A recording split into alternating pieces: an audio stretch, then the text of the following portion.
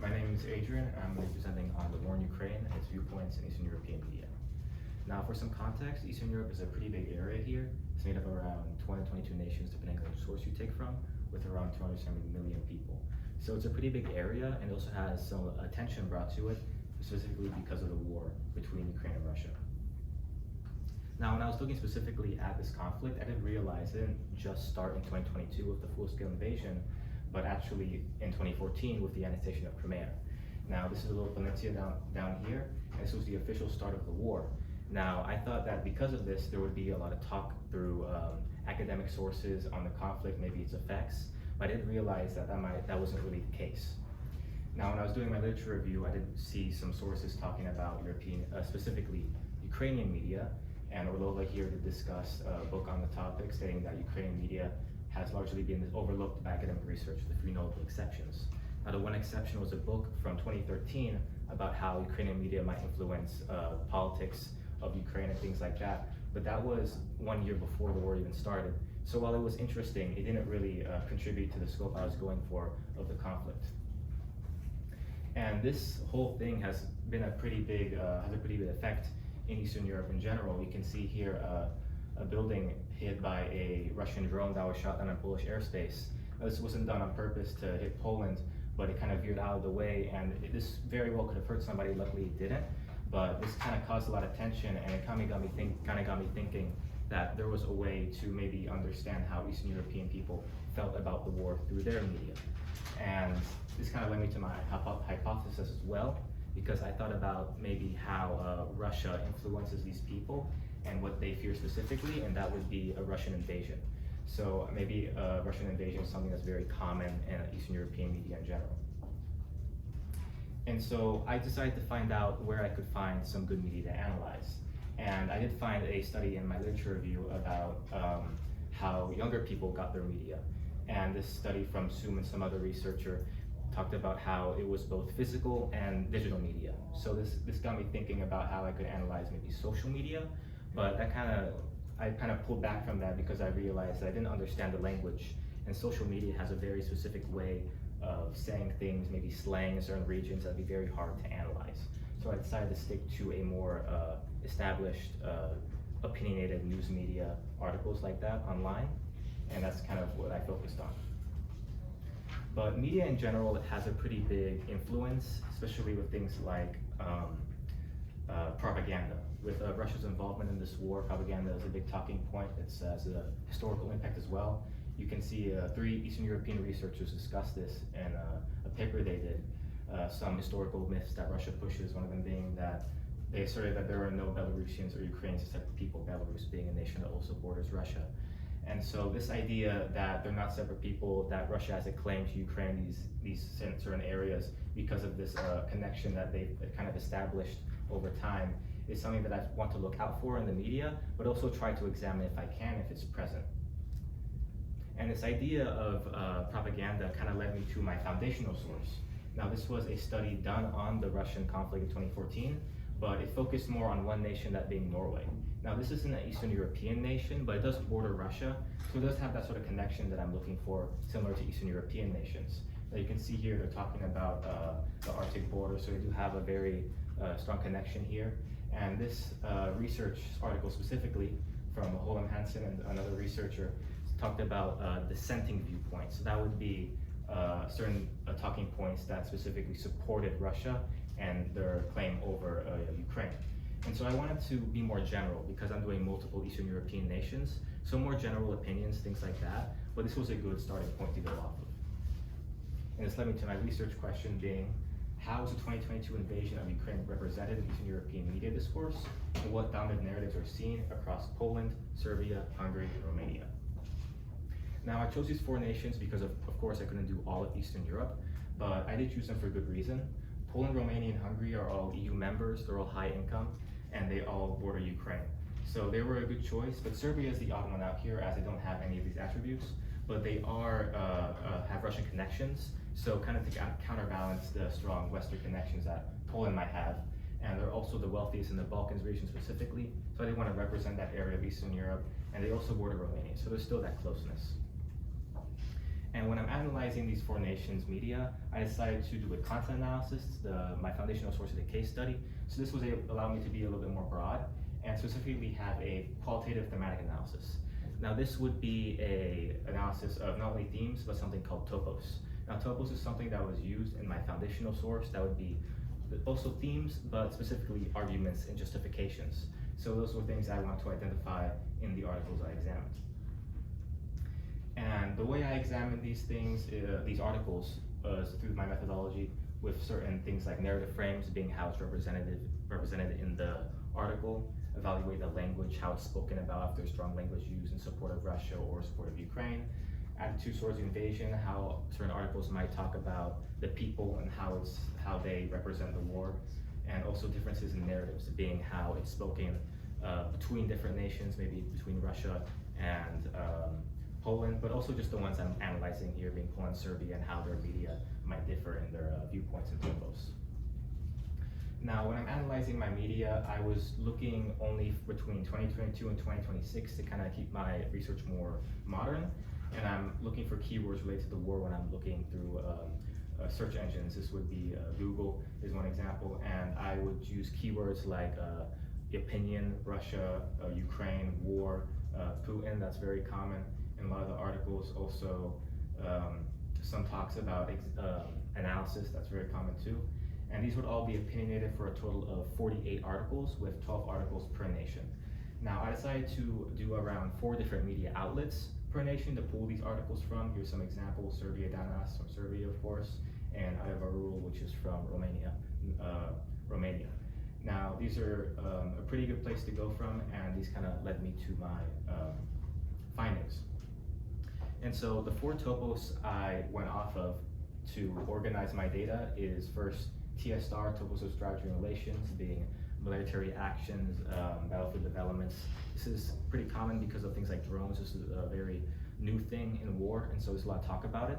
And also Western powers and diplomacy, TWP. This would be NATO, EU, and US policy, how they're intervening in the war and their actions there. There's also TDF, topos of domestic framing. This would be war fatigue, public opinion, how the government might feel, the specific government in that nation might feel about the war and how it's represented in the media. And also topos of negotiation and outcomes. This would be talks about peace, talks about how Ukraine might come out of this conflict depending on a peace plan. Now, I decided to organize this in a way where the dominant theme is 1 point in a bar graph. So one article might talk about 4 themes, but only the one that's most dominant is the one that's counted in my media that I organized. And so here they're organized in bar graphs. So each one is a total of 12. And you can see that this is Poland. Now, Poland, TSR is the highest, strategy and relations, because of the nature of the war, but also because Poland is the highest contributor to the conflict. They do support Ukraine very heavily through things like military, money, monetary as well. They're a very wealthy nation in Eastern Europe, so they do have a lot of support for Ukraine. And you can see here an example of the article, why did the beginning of the war in Ukraine turn out to be an embarrassment for the Russians, so that they don't really like Russia. But there's also TDF is very high, being domestic talks. Now this is because of their involvement in the war. They feel all these resources being put to Ukraine is kind of taken away from the Polish people. And there's a sort of feeling that it's not really worth it since the war has been going on for so long. Some articles call Ukraine a bottomless pit. So that's a very common thing I'm seeing in Poland. Hungary here has also a very high domestic talks. But this is mostly because of their president Orbán, which recently lost an election. But during the time he was in power, and he did talk a lot about being a mediator. It's kind of like not siding with Ukraine or siding with Russia, but kind of being in between. But he did accept Russian deals in a lot of the media I found. And this kind of had this idea of it being selfish, that as a European Union nation, Hungary, that they should maybe support Ukraine and have a better sort of stance against them. And so there's a lot of domestic talk, of course, with Western powers and strategy and relations. They're talking about how other Western nations might be involved and how maybe they should be as well. And this is a very specific situation here. Serbia has one of the highest in Western powers. Now this is more because since they aren't a Western aligned nation, they're not with the EU, but they do want to be part of the EU. So there's a lot of talks about how maybe their stance as being more neutral, as they are pretty neutral in this conflict, is kind of distance themselves from joining the EU. And this has kind of put a lot of strain in the talk about Western powers and why it's so high. Now, there's also criticisms, a bit of criticism of Western powers in Serbia. Here's an example analysis. The US will continue to withdraw from Europe in 2026 with no end in sight to the war in Ukraine. So it's very cynical almost that there's no real end to the war. It's just going to keep going. So this is something I've seen a lot of media, and also in criticisms of Western powers. Romania here is the last one. They do have the same layout as Serbia, but for a very different reason. Romania here has the highest in TWP, the same, because they are more involved in the conflict, and they do talk about how their other allies are intervening in the conflict. Poland specifically, since they do border Poland, and they do talk about how they might be putting too much in the conflict and how they might need to do more, things like that, but also criticisms of Western powers. I see that in Romania as well, even though they are aligned with the West. The example here being, the liberal order is dead, what can save Europe? Now, this piece talked a lot about how Western powers don't have the same influence they used to have because this war has been going on for so long and there's no real peace treaty signed. So even though TNO is generally pretty low in all of the articles, it is mentioned a lot, very small in Western pieces, so it's not very a positive viewpoint. So once these are all organized into groups here, TWP and TSR, Western powers and strategy and relations, they're all very high, of course, because of the nature of the war, but also because the West is very involved, and people in the Eastern Europe do discuss this a lot in their media. Domestic talks is also pretty high. This is mostly because Eastern nations are involved in the war or feel that they can be involved, and so this is why it's the second highest. And TNO here is one of the lowest. Now, it doesn't mean that there's no talks about negotiations. There's some articles that talk about nuclear escalation, but this is more theoretical, and there's not a genuine fear of a Russian invasion, though they do believe Russia is a threat, which is kind of my hypothesis, as I did believe at the very start of this, that Russia might be feared as, an aggressor in the invasion of these Eastern European nations. And so this leads to my implications here. So I decided that these results didn't really mean that all Eastern nations might have felt the same way, but also there might be some connections. So definitely Eastern nations, similar to Poland, that might be putting a lot of effort into supporting Ukraine might feel the same way, and their resources, the people might feel like it's too much. In Eastern Europe, there's a very big issue with Ukrainian immigrants, because usually it's not a big issue with Eastern European people because the war's been going on for so long. There's this idea of anti-Ukrainian sentiment. So fatigue with the war, things like that. Some people might not be inclined to support the war, the public in general. And so this is an idea that I feel might be circulating more in the media in Eastern Europe in general as the war continues. And it's also public disconnect with Western powers. As this war continues, people feel like the West doesn't have the same influence they used to have, as I talked about before, and this might lead to less alignment with the West and less belief that they have the power to stop Russia. So this leads me to my new understanding here, and this is a quote from a Serbian article, both the image and quote from the same article. And it states that given the circumstances, a new Cold War with troops largely disengaged could prove to be a better outcome, which is a rather depressing thought in itself. So it's still that cynical viewpoint that there's no real end to the war, a Cold War, things like that. And this kind of leads me to think that Eastern European people don't believe that Russia has the right to invade. They do believe that Ukrainian people deserve their autonomy. But because the war has had such a toll in Eastern Europe in general and their support of it, that they're feeling kind of disengaged, that there's a lot of war fatigue. So this is something that I do feel is pretty apparent in the media that I did analyze. Now, of course, there's some limitations to my research. There's a limited data set. I had around 48 articles, while my foundational source had around 100.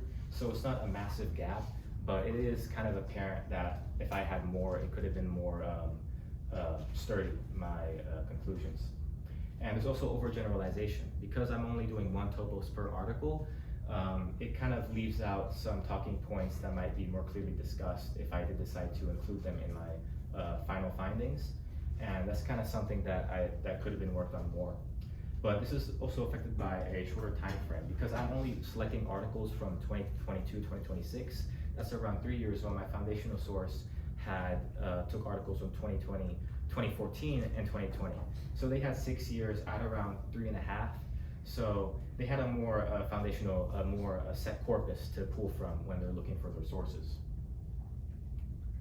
So in conclusion, I'm very satisfied with my study. I do feel like I understand the Eastern European viewpoints of this conflict, even if it's just 4 nations. But I also did find a new gap related to the war. Now this is another article, a quote here says that one of the greatest values of Western democracy is freedom of the press. Unfortunately, this has been seriously damaged over the past 2 years. This was in 2024, and this is talking about an interview done of Putin, and a lot of people were very upset about this in the West because of course he was very involved in the war, he's the one that started the war. And so this was kind of shut down and not really talked about, and it's got me thinking that maybe Russia isn't represented very well, that people don't understand how Russia feels about the war, but maybe just the people specifically.